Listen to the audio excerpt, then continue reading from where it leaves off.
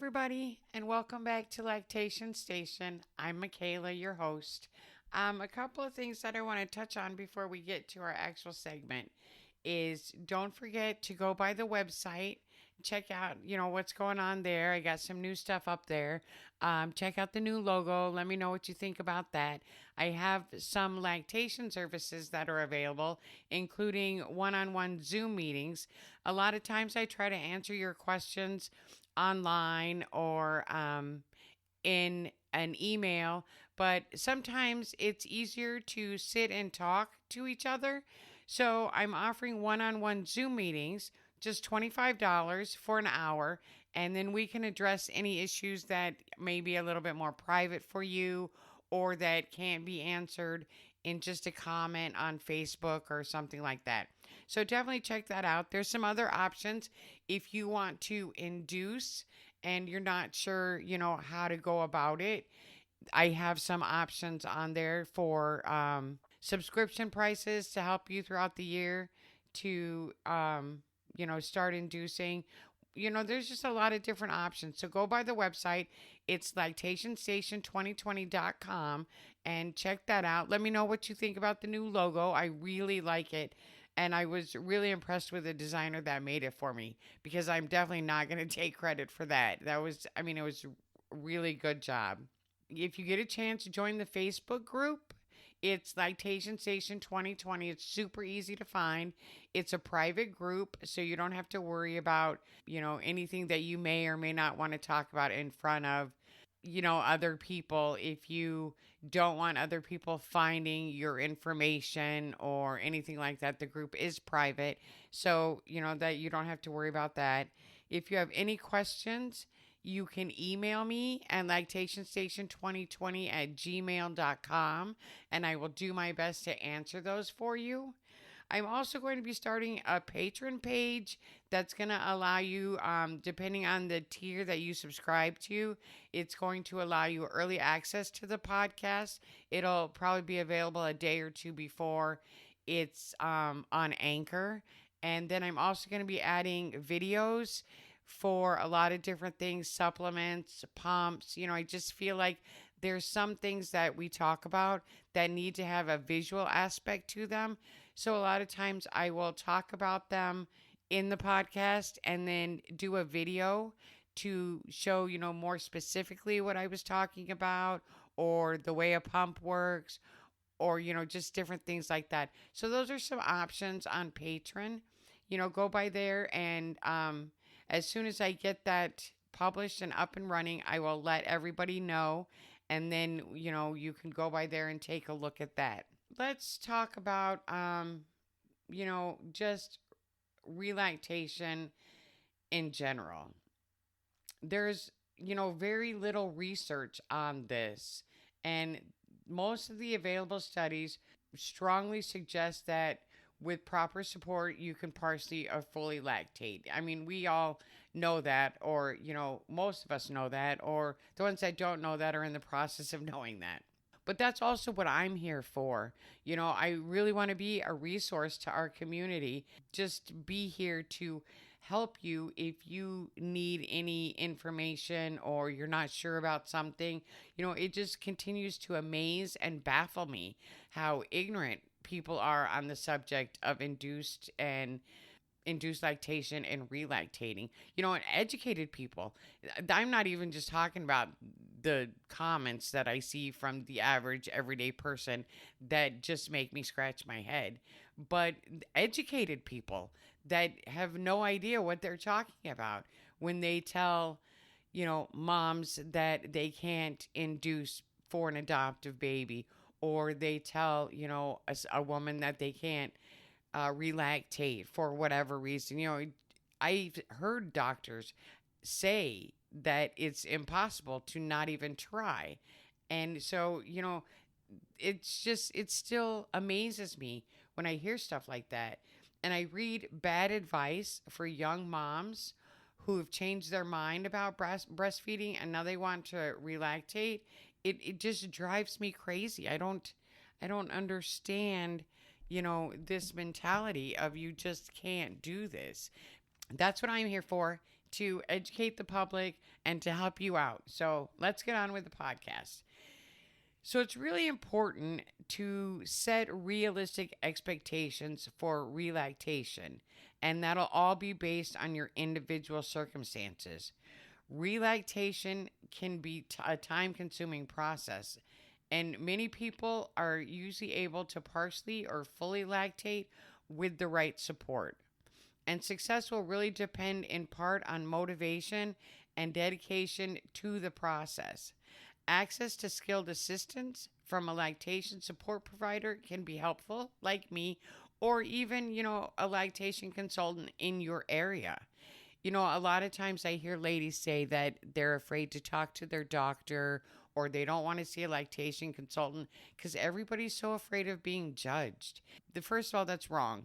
I mean, there's nothing I can do about it, but it's wrong. And if you mention to your doctor that you want to lactate and he judges you for it, you need another doctor. And I'm pretty sure I've said that in other podcasts. There should be no reason for someone to judge you for a personal choice that you make.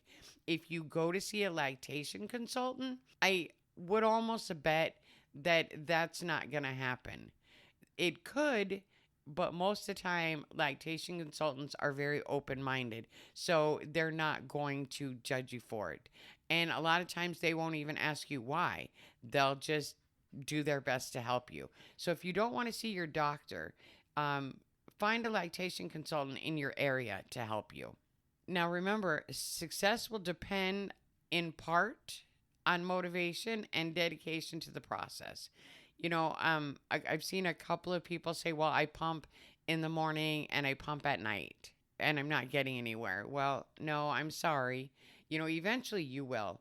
It will eventually pay off, but it makes it a much longer process. So you have to really be dedicated to what you're doing. And, I try to tell people that this is something you need to do for yourself.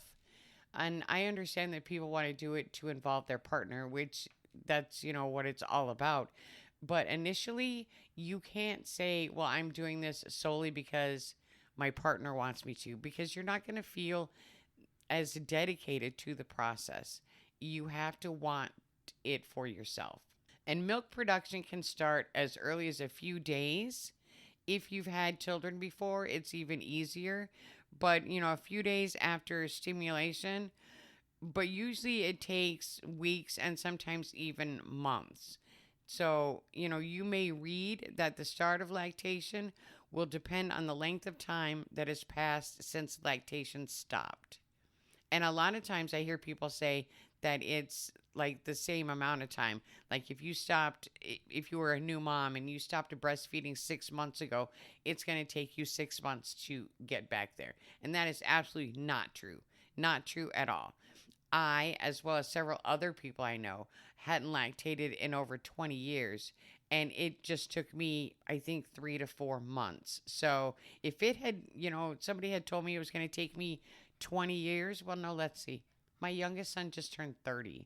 So if somebody told me it was going to take 30 years for me to do this, I would have been like, man, I ain't got time for that. Just rest assured that no matter how many times that they tell you that it depends on the length of time, it doesn't. It truly doesn't. Take some time before you start to reflect on your motivation. It is my opinion that in order to be truly invested in this process, it has to be something you're doing because you want to. Not to say that you can't do it to have a better, more intimate relationship with your partner. Obviously, you can. That's, 90% of why most people do it. But if you're only doing it to please someone else, how invested and dedicated are you really going to be? I mean, it is so important. If it is important to you to provide as much breast milk as you can for your partner or to donate it, is that a reason why you're doing it? To have the feeling of closeness and intimacy? There's no right or wrong way to set goals or no right or wrong answer as to why you want to do it. And you may not want to have a goal at all. It just may be a journey that you're on, but you really need to flesh out why you're doing it. Because in 2.5 months or 3 months or a year from now, when you're not seeing the results that you want to see, are you still going to be as invested? It's really important at the beginning to decide that this is something that you want to do. And the first and probably most important thing that I think is to seek out support. And I really don't feel like I can say that enough. I strongly recommend that you seek out sources of support for this process. You can consult with a lactation consultant, like I said earlier, but really don't underestimate the power of support from other women and any family members that you choose to tell or any friends that you choose to tell.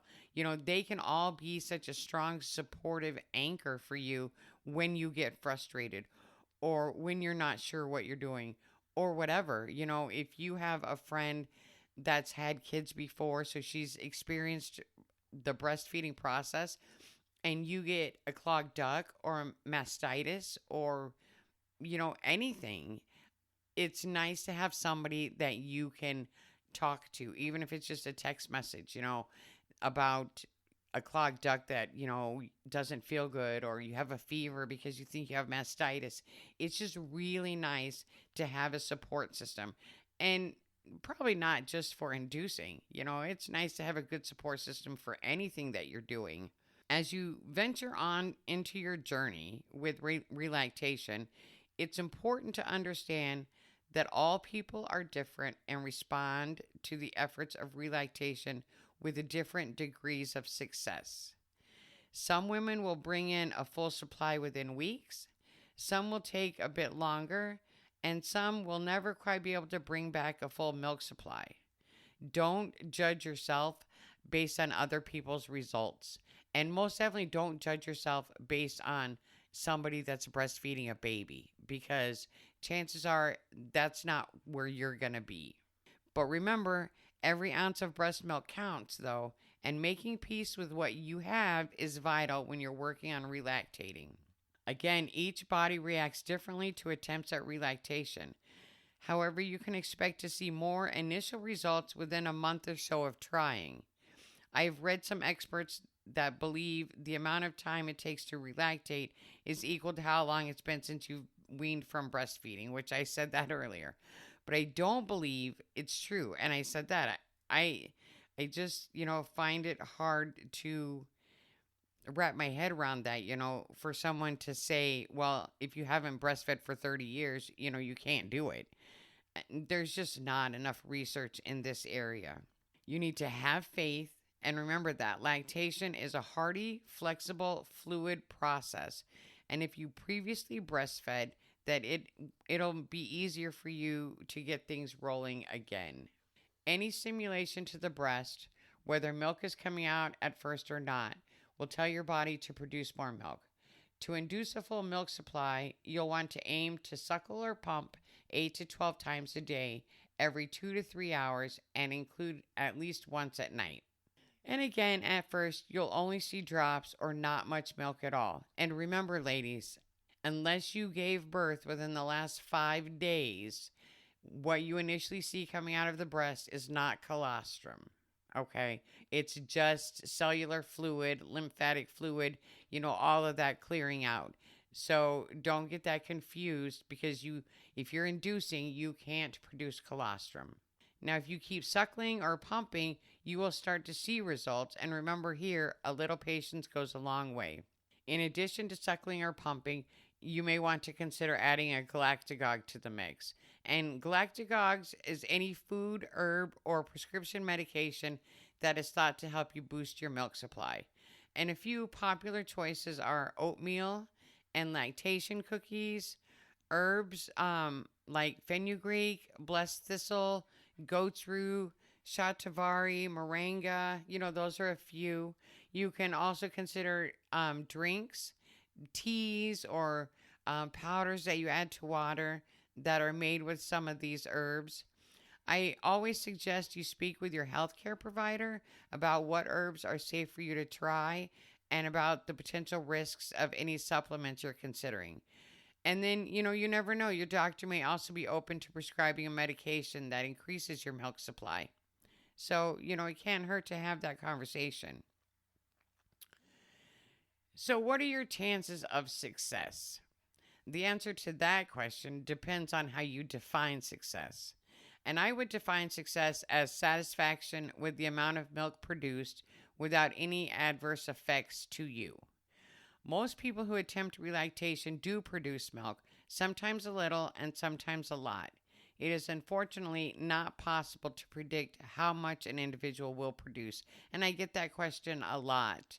And there's just no way to know.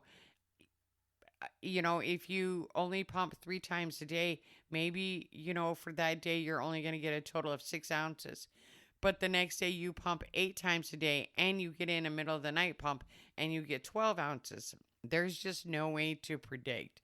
It's, just an individual process. And when you're trying to relactate, it's important to cultivate an attitude of acceptance of whatever amount of milk you end up producing. And it would, of course, always be nice to have more. But remember, your worth as a partner is not based on milk production. It's based on care and love. So, what are some visual signs that relactating is working for you?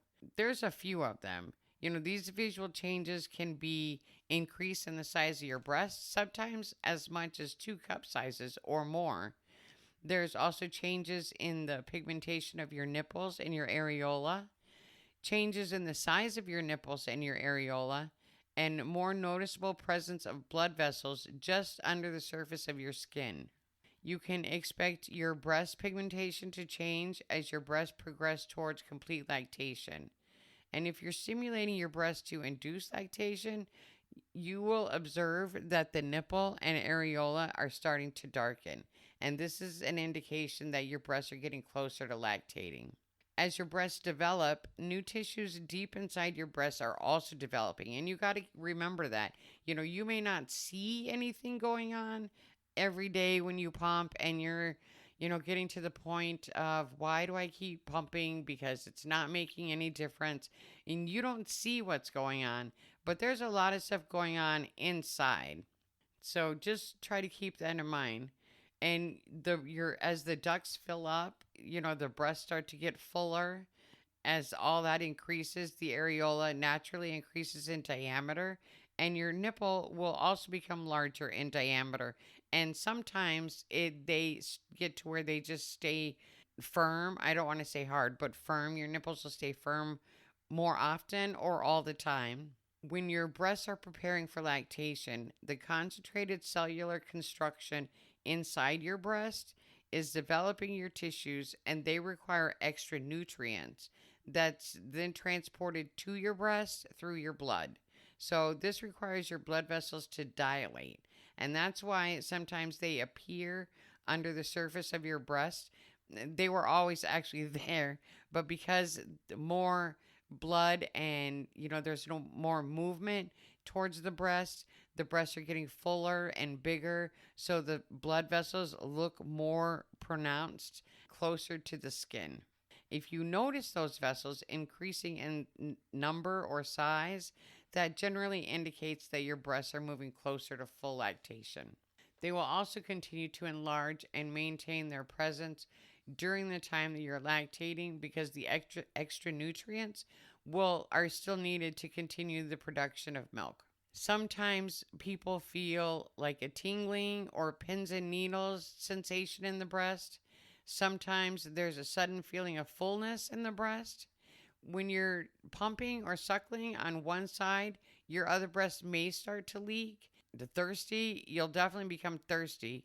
And remember, your milk flow can be affected by your emotions like anxiety, embarrassment, tension, extreme tiredness. So being relaxed when you're pumping or suckling really helps your milk flow. All right, I want to take a quick break right here to just remind you, with all these things that I'm talking about, again, a lot of times when someone has these questions or they want to talk about it, it's not something that can be answered in just a comment on Facebook. To have a little bit more of an in-depth discussion with somebody, please feel free to hit me up for one of those Zoom meetings. Like I said, it's an hour, just $25, and you can book the appointment right on my website at lactationstation2020.com. If you're having problems establishing a supply, there are a couple of options that you can try. There's always the Newman Goldfarb protocols. I talked about those in previous episodes. The Canadian Breastfeeding Foundation has some suggestions. 3 reliable ways to increase milk production, and they're very similar to the Newman Goldfarb protocols. So, one of the first ways they say is replace your current birth control with Yasmin, which, yeah, Dr. Newman stopped recommending Yasmin because of the chance of blood clots. So I'm not sure why the Canadian Breastfeeding Foundation is still doing it, but if that's something that you decide you want to do, please keep that in mind. That is a birth control he stopped using because of the chance of blood clot. Now, it has 3 times the amount of progesterone that's in the 1/35th type of birth control pills. So that's one thing that they suggest. Then they suggest you replace your current birth control pill with microgestin. And this medication has a third more progesterone than in the 135 type. And then the last one is continue on your current 135 birth control pill and then add at least 1 milligram of progesterone another way, like by adding a half a pill of Provera, or something like that. What's really interesting, excuse me, is on the bottom of the page, they suggest not using progesterone cream. They say the level of progesterone in creams is not reliable. So that brings me to an article that a friend of mine, suggested I read. And I just like to give a little shout out to Carol and tell her thank you. Thank you for the article and thank you for everything that you've been helping with. You've been great and I really appreciate it. All right, so she had an article that she sent me and it was written by a man who goes by Dr. Jim. And after reading the article, I wanted to know more about Dr. Jim and what his credentials actually were. Well, as it turned out, he is an actual doctor in family medicine, emergency medicine, and preventative medicine. And he became interested in relactating when there was 2 young women that worked in his office and asked his opinion of, was it possible that taking certain herbs could enlarge their breasts? At the time, he told them no, because he just didn't see how that would work. But that got him interested in finding out more about herbs and their effects. So if you want to read more about Dr. Jim, you can at giftofamilk.com/Dr. Jim. Okay, but on to the article and how it relates to the Canadian breastfeeding thing. So he talks about using progesterone cream for hormonal induction and increasing lactation. Now, some of this is going to sound like I'm reading because I am. I wanted to be sure that I got all the information right, so I wrote it down so that way I could pass it on to you. So what he says is for hormonal induction, this is a 1 to 2 month course or longer of hormonal stimulation to wake up the breasts or make them larger and cause them to add more alveoli so that milk production later will be more successful. It mimics the hormonal stimulation of a pregnancy, and the breasts generally do not lactate during this time. For increasing lactation, this is an ongoing use during an adult nursing relationship to obtain more milk when nipple stimulation and possible domperidone is not enough to bring success. Dr. Jim says these 2 things cannot be done at the same time, which I know to be true. Just like in a pregnancy, your breast won't produce milk while the alveoli are developing. So you have to pick one or the other. You can't do both at the same time. With hormonal induction, this is what he suggests you do. A course of hormonal induction can be helpful for a woman who has had low levels of hormones for some time. It can cause the breast to increase in size somewhat due to the addition of new alveoli to replace those lost through normal involution. Most physicians that assist women who want to induce lactation for the purpose of breastfeeding an adopted infant recommend this. This generally should not be necessary for younger ovulating women. It can make a big difference for postmenopausal women due to their low hormonal state. Women on birth control pills generally are younger and probably do not need to do this. A woman who has had a hysterectomy and ovaries removed is usually maintained on lower levels of hormones and would probably find it to be quite beneficial. If a woman has had cancer of the uterus, ovaries, or breast, and these organs are still present, she should consult with her doctor before taking any form of hormonal supplement.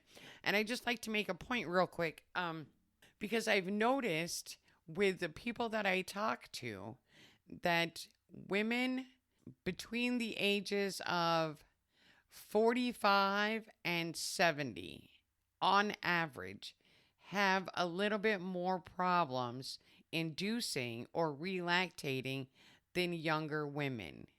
And I think he made that point, that's a pretty important point.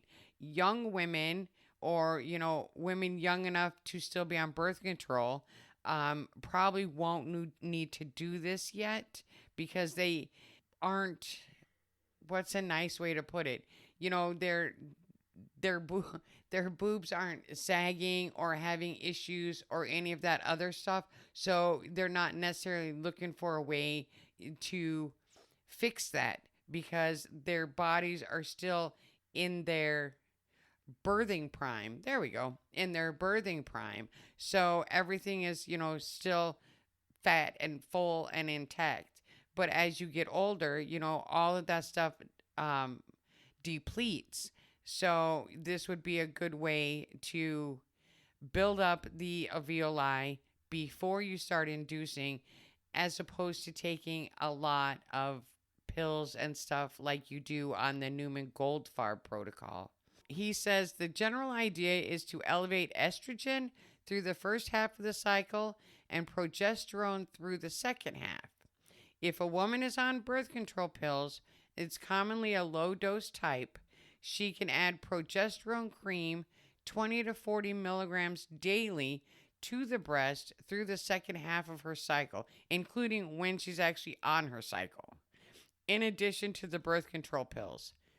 Then he says for a woman who is on estrogen supplements for a variety of reasons, including postmenopausal, hysterectomy, or ovaries removed, she can take her hormonal supplements in her normal fashion and add progesterone cream daily 2 weeks of the month to achieve similar results.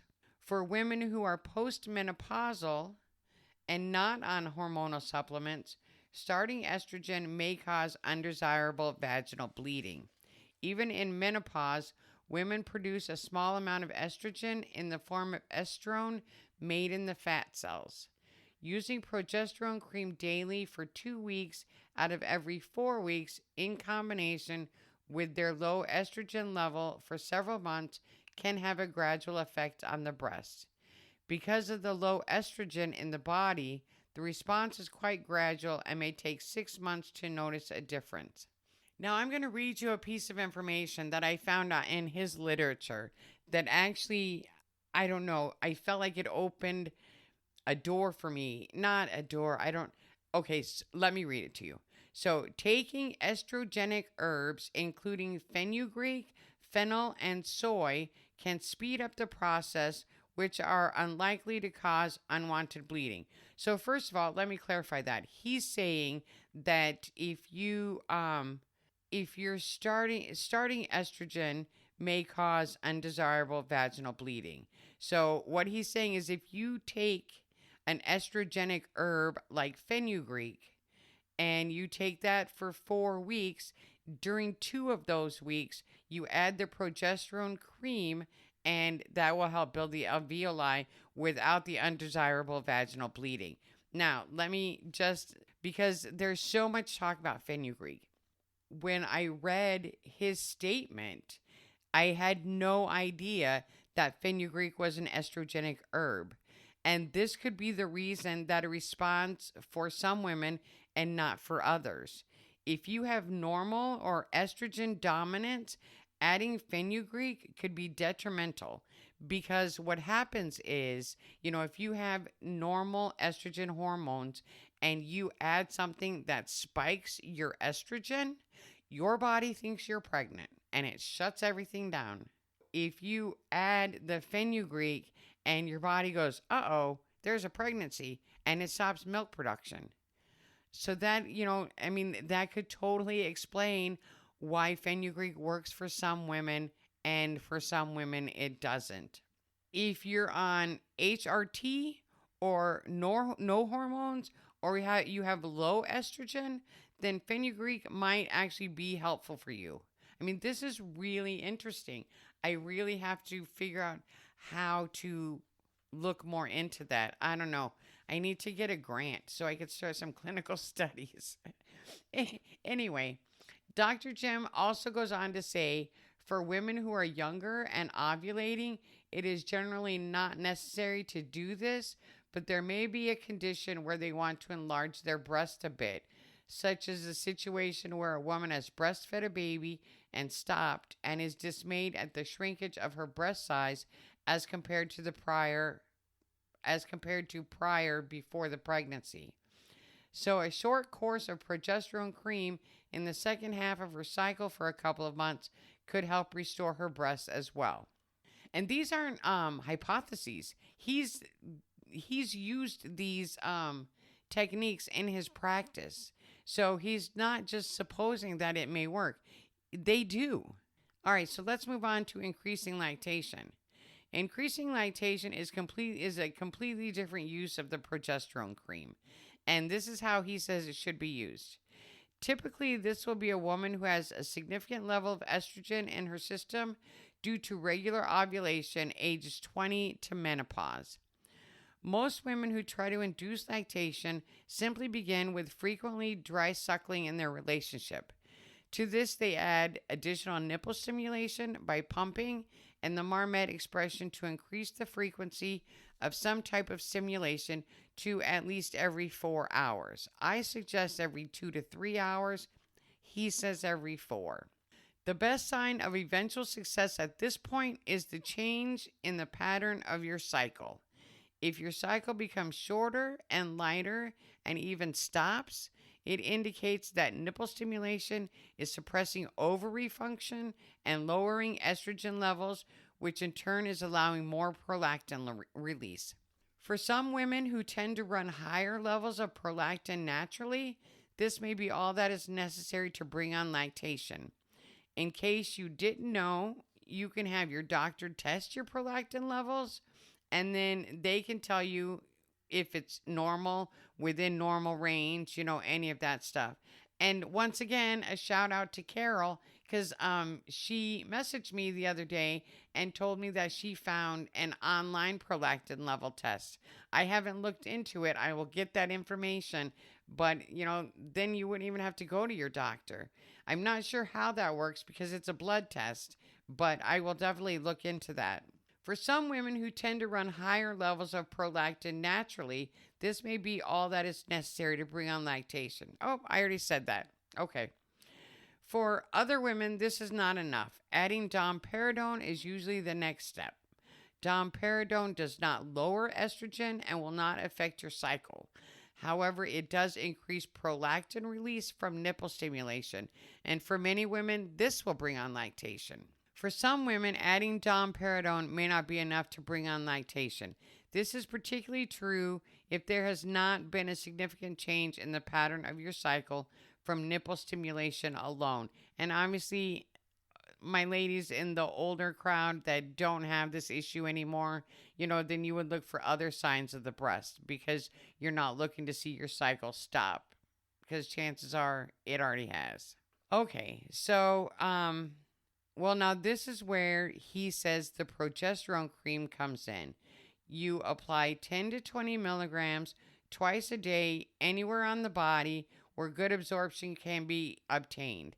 Areas of thinner, more delicate skin.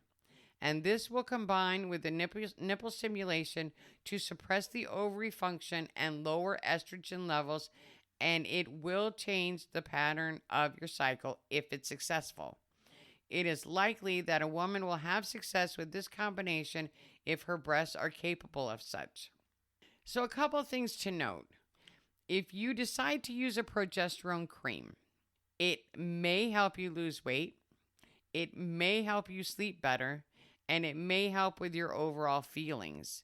If you do decide to use it, when you're applying it, he says anywhere that is areas of thin, more delicate skin. I would suggest that you don't you want to keep it above the waist first, and you don't want to apply it anywhere where there's fatty tissue. Because the cream, what it does is when your body absorbs it, it sits in the fat cells and takes longer to distribute into your system. So if you rub it on like the inside of your forearm or the top of your chest, the areas where there's no fat or little fat, then it gets absorbed in a lot quicker. And you also want to trade off where you apply it. It prevents you from overwhelming your receptor sites.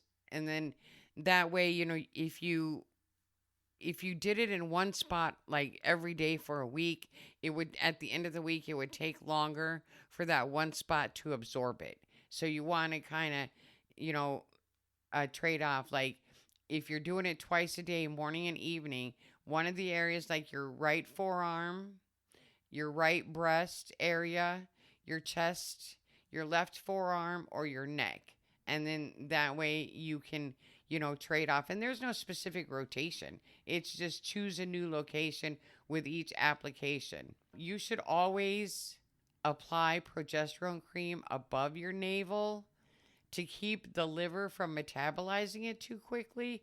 I know sometimes people get the pellets and they, just put them in your behind, and that's like right at the waist, but I wouldn't go any lower. Like one good spot that I've heard people say is behind the knees, but that's just too low. I mean, it won't hurt you. You could do it.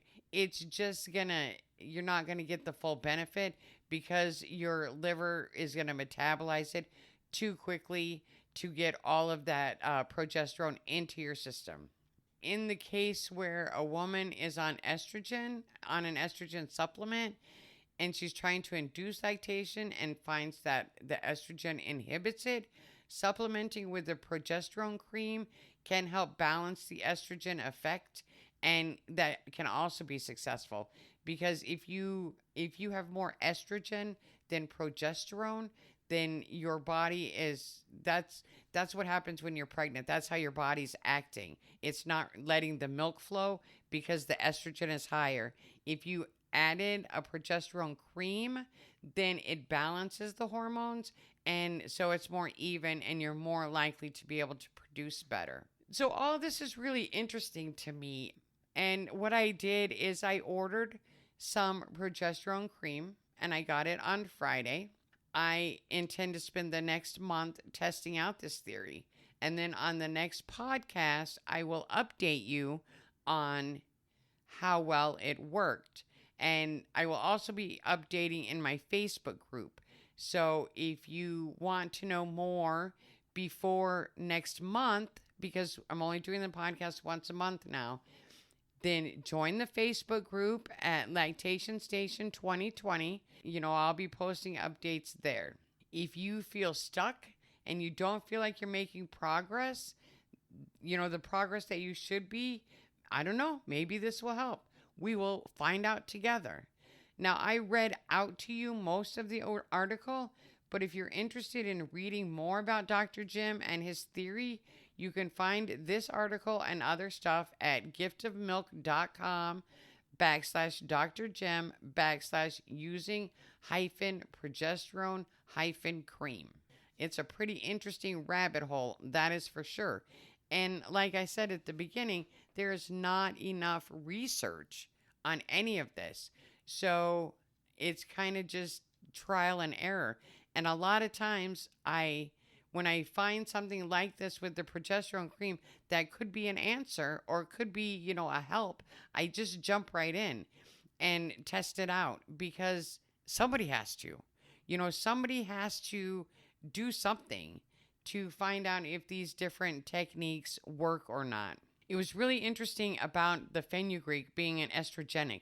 That, I mean, to me, that makes so much sense. If you're taking it and your estrogen is spiking, then, it cuts off your milk flow. That just makes so much sense to me.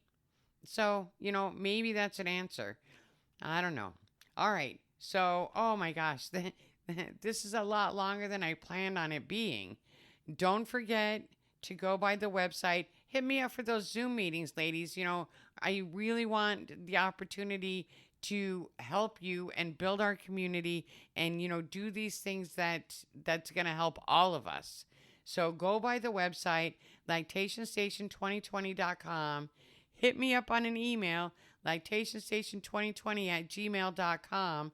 Go by the Facebook page, Lactation Station 2020 on Facebook. I'm working on Instagram and Twitter. If you ladies have any suggestions or you have anything that you want me to talk about, one of the things I'm considering putting on my patron page is a live Q&A so that we can just sit and talk about some of this different stuff. So you let me know what you want to hear, and I'll keep plugging it away at getting you as much information as I can. Have a great night and stay milky. This is Michaela at Lactation Station.